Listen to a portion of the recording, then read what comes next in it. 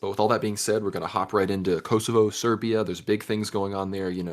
For Orthodox people, a very relevant, conflict. One of the most before Ukraine, Kosovo, Serbia was like the most relevant, big, modern war kind of that had happened in Europe, between Christian peoples and all these sorts of things. So, Dimitri, what are your initial thoughts on these developments?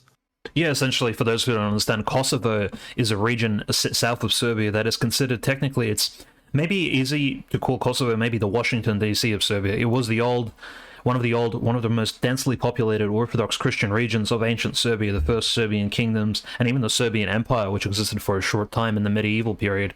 And of course, in the 1990s, after the dissolution of the Soviet republics of Yugoslavia, Kosovo was deemed by NATO independent from Serbia. So essentially, it is a Serbian province which has been disconnected forcefully from Serbia and is now being held as a sort of neutral ground between all these various ethnic groups. And at the moment, if tensions are heating up, I think there is this need, at least there's this drive among Serbian people and Serbian Orthodox Christians that want to return Kosovo to Serbia in a similar fashion, perhaps to some highly patriotic Russians who want certain regions of Ukraine to return back to the fold. And yeah, we're seeing the same sort of tensions in Serbia at the moment. They're building up. At the moment, of course, no military action has been taken, but very strong political rhetoric is being thrown around by the president of Serbia, the prime minister of Serbia, Vucic. Yeah, no, Vucic has been, while on one hand, he always portrays Serbia as this EU candidate, he's also, made sure to maintain frame because Serbian public opinion is very strong on the Kosovo issue. So he's what we're seeing recently with, we're seeing videos of helicopters flying over Kosovo airspace and everything like that.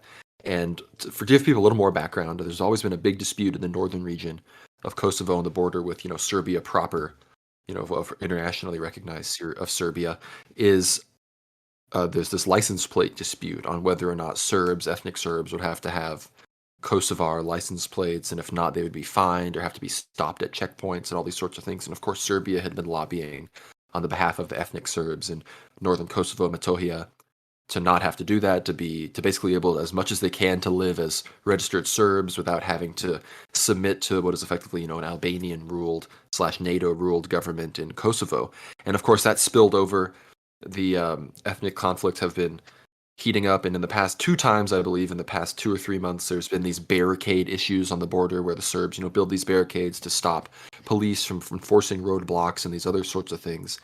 And because there's always these pictures floating around, it always just gets kind of parodied in the Western media as, oh, the Serbs are at it again. These contentious, nationalist Orthodox people in the Balkans that just can't stop causing trouble for this otherwise peaceful region.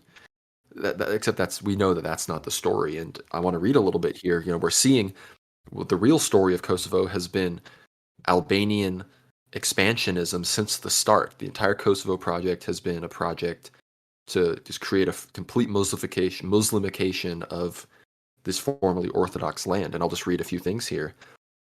Kosovo Albanians, with the support, this is from AZ Geopolitics, with the support of armed police, seized power in the municipality of Severna Mitrovica.